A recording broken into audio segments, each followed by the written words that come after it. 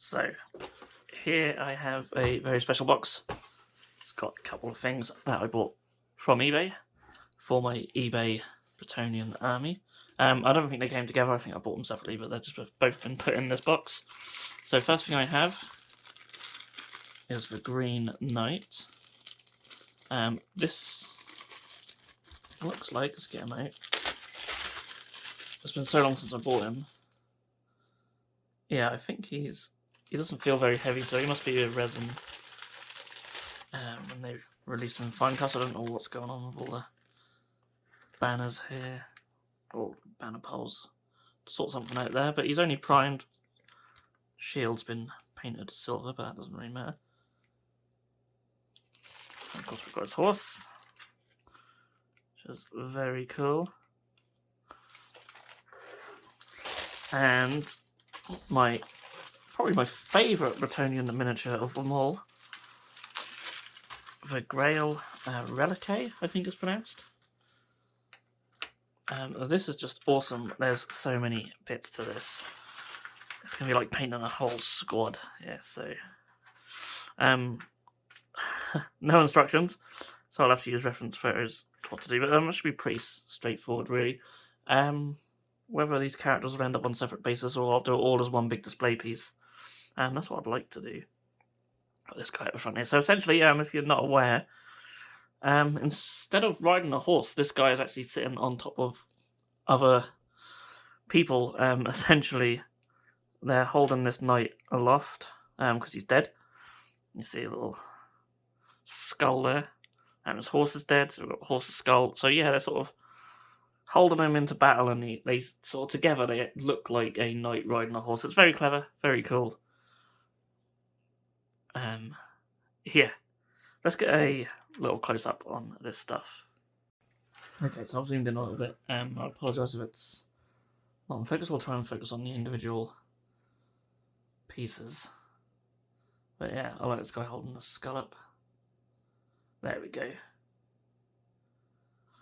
That's very cool. So yeah, there's about 6 guys who also travel alongside him.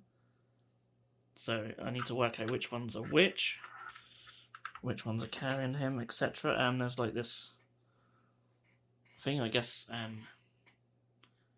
That's what he'll be sitting on. And then there's a couple of guys who'll be holding that. This guy's got his palm up, so I assume he'll be one of them. A few guys with swords who are obviously not going to be holding. I like got a sort of fat guy here with a double chin. Very cool. A lot of character in these miniatures. So yeah, as you can see, these are fine cast, but they're quite well casted, which is nice. Lots of shields as well to give to them all. Another guy here. His sword, I think, is deliberately broken. Whether that belonged to our fallen knight or not, although there's one here carrying a sword which I'd imagine would have probably belonged to the fallen knight. Yeah, this guy's got a broken sword as well, so... But I think that's deliberate. I will have to look through the reference and find old pictures of them. I'll keep them like this anyway, though. Yeah, I'm pretty sure everything is here. Just trying to work out which one is going in the middle. Ah, here we go. So, yeah, we've got this guy here. Look, you can tell, like, there's bits taken out of him there, so he's going to be somewhere. Yeah, so this guy slots into him. So there are your 2 guys holding aloft our fallen hero with this guy in front. They all go on this lovely little scenic base as well. I'm not sure if I'm going to bother with that though, because I might just do a whole thing on a display base. But we will see. We will see. Maybe I will. I don't know. So yeah, I've got them, and I've got the Green Knight. The Green Knight shouldn't be too difficult to paint. He's mostly green. But yeah, I thought I'd share these with you guys because it's just awesome. I've wanted this set for a while. It wasn't cheap. It wasn't massively expensive either, really. You get quite a lot there. So yeah, really looking forward to getting this put together. But yeah, I'm going to have to get them all painted separately as well. I'm thinking maybe these three guys. He's got things in the back of him as well. Maybe he goes there. Yeah, I think maybe he goes there. Maybe I don't know. But this guy's got things. I have to work all this out, and I'm just gonna have to go by reference photos. So yeah, wish me luck, guys. Okay, so it's not all fully glued together because I'm gonna paint it in separate parts. But this is what the main hero being carried into battle will look like. So yeah, there's two guys on the back. I thought there was three in total, but there's actually four. So they sort of go back to back with each other. So this guy holding the sword is part of it as well. So yeah, the way I've got it is I've got a hero just on and this bit of wood, and I've got the two guys at the front and the two guys at the back. But yeah, I thought I'd just show you what that's going to look like. So the miniatures have all been primed with Grail primer, and I'm going to show you how I paint this miniature, but I'll be painting all of them exactly the same way. And I'm going to be starting by putting some contrast paints on the miniatures. So I've got some Nasdreg yellow for all the yellow areas first.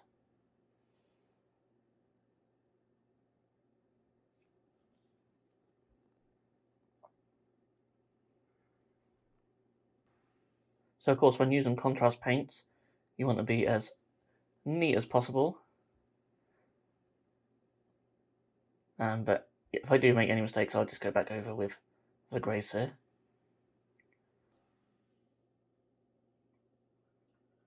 So I take some Blood Angels red for the red areas. This has quite a good coverage actually. It goes on almost like a paint, but it is a little bit darker in the recesses. So I'm mainly using contrast paints here to establish the sort of mid-tones, really. I'm going to go over with a wash later to make the shadows darker, and then highlights to make the highlight areas lighter. So I could just use regular acrylics, but I thought I'd use the contrast paints. As you can see, they have different levels of coverage. You can really see sort of a contrast on this green one and on the yellow, but not so much on the red. But as I said, it won't matter too much.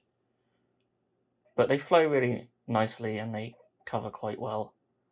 So for a base step, if I'm coming back in with shadows and highlights anyway, then it doesn't matter too much what I'm using here, as long as I've got a sort of good mid-tone.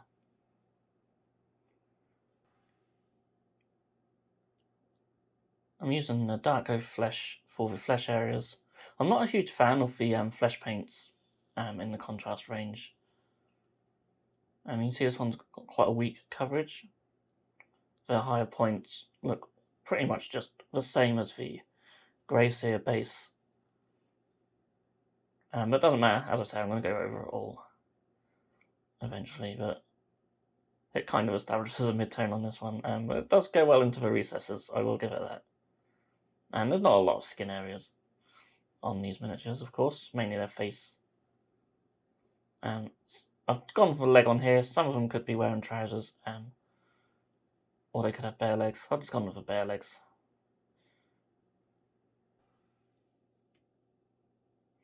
I'm taking some lead belcher for the silver areas, and some retributor armor for all the gold areas. This is one of my favourite metallics in the GW range. It has great coverage, and I think all their base metallics are actually pretty decent. It's the layers, which leave a lot to be desired, but yeah, retributor armor is definitely one of my favourites.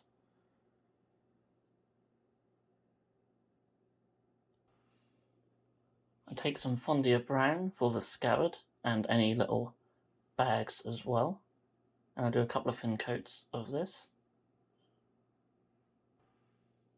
And I take some Abaddon black to paint the handles on all the weapons. So the next step is to give everything a fairly heavy wash of Agrax Earthshade. You'll notice I left the straps around the boots just white. As I want them to be a sort of a light brown colour, the Agrax will do its job quite nicely there, as you can see. And yeah, I'm just applying this over everything. Same principle applies to the beard as well as the boots. It's going to be a light grey, so, and that didn't need any contrast either.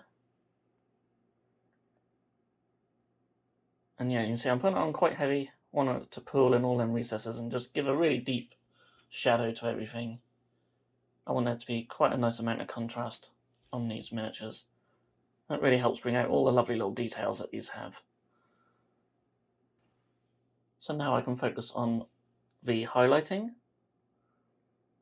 starting with some Avalanche Sunset to bring the yellow areas back up to a nice brighter yellow.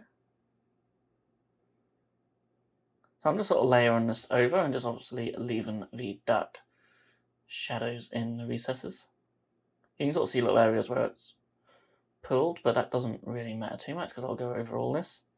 And there'll be a couple of coats to cover over the Agrax wash. Even with these base paints, they have quite a heavy pigment, but I still recommend doing a couple of thinner coats. And then I take some Mephiston red to do the same on all the red areas.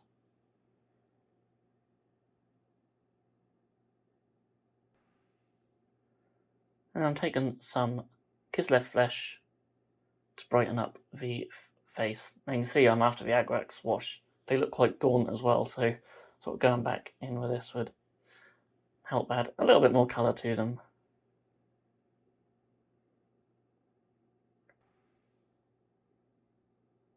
And then here I took some Flashgitz yellow to highlight the yellow areas. In hindsight, this was a bit too bright, so I think eventually I just go over with Uriel yellow to bring it down a little bit. And then some Evil Sun's Scarlet to highlight the red areas.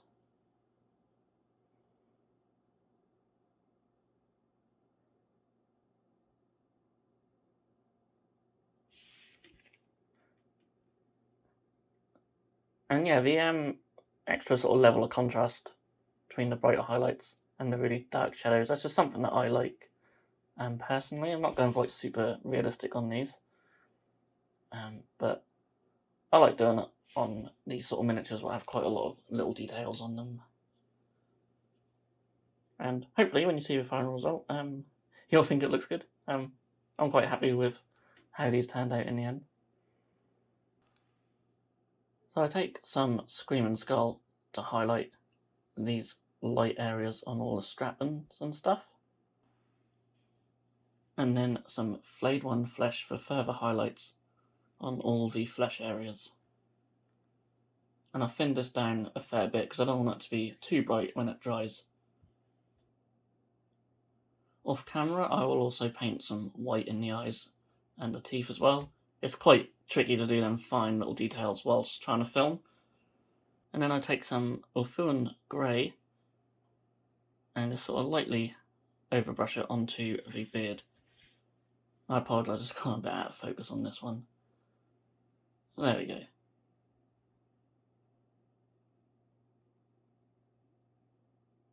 I did two attempts to do the teeth, but yeah, I found it much easier off camera. And then lastly, he's got this little bit of rope hanging around his neck. And I can't remember the exact brown I'm taking here, but again, I sort of just overbrushed that. And yeah, that's how I painted all the little dudes for this piece. So here's the final result. I'm really happy with how this turned out, especially on this large oval base. So this is the sort of size that you use for flyers and things like that, and chariots. It's that sort of size. I think on our site it's listed as the extra large oval. Yeah, they look really nice on there. And it's quite a good little sort of centerpiece for the army.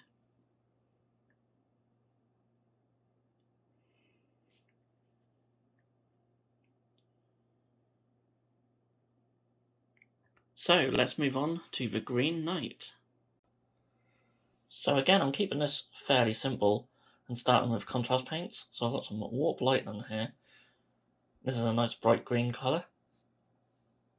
I'm going to paint all the barding on the horse. I think that's the right word for it. But yeah, it's just all going to be painted in this nice bright green to start with. I'm taking a pink to paint the saddle. I was originally going to use a brown, but I quite like the pink. Also, I forgot to mention that I'll be painting the Green Knight separately, but I'll just be showing you how to do the horse. The Green Knight will be painted pretty much similar. So the green on his armor will be the same as the green that I've done in the previous step. I'm now taking orc flesh to paint the plume and the tail. So now I'm taking some Corvus black to paint the actual horse itself. Now I use Corvus black rather than Abaddon black, because if I want to add a shade wash to it, then it gives me somewhere to go rather than using the pure black, and I just think it looks better as well. And now I'm taking some lead belcher for the silver areas. And of course I'll be painting the silver areas on the Green Knight himself as well, such as his sword. And then taking some Retributor armor for the gold areas. I'm taking some Morghast bone to paint the hooves. I really like this paint, it's a nice colour, and being a base paint it goes on really nice. And some Fondra brown just to paint the straps. And that's pretty much it for the base coats. And then taking some non-oil wash to wash all the silver areas and the black on the horse itself. I'm also going to go over the saddle as well. Now I'm going to take some Aphromatic blue and I'm going over these areas here just to add a sort of different sort of tone to it really. I want to try something different, so putting a contrast paint over another contrast paint, mainly focusing in the recesses.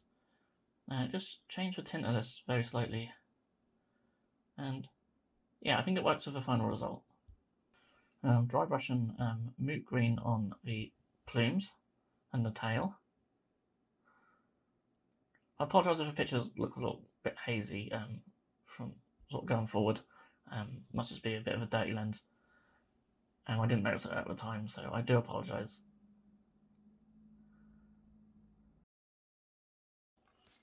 I add some white into the mix as well, just to add a further highlight.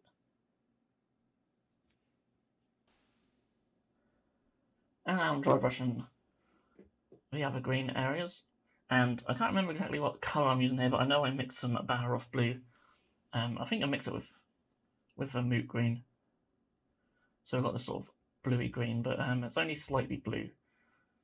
It's mostly green still. I think it works really well. And I've added some white to the mix of this one as well, just for further highlights.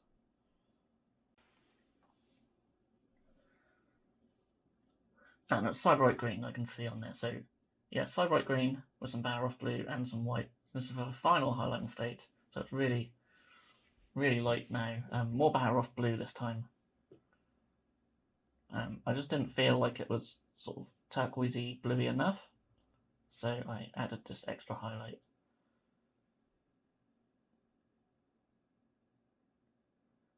So he's not quite the turquoise knight, but I thought it just adds a little something different, make it a bit more interesting and stand out a bit more from the plumage and the tail. I'm taking some pink horror to add some little highlights on the saddle. And Eshin Grey is used to highlight the horse. Now I've thinned this down a little bit more than I usually would, as I don't want this to dry too bright. I'm just hitting all the high points and raised muscles and stuff like that. And then lastly, I'm using Mechanica Standard Grey for a further highlight of these areas.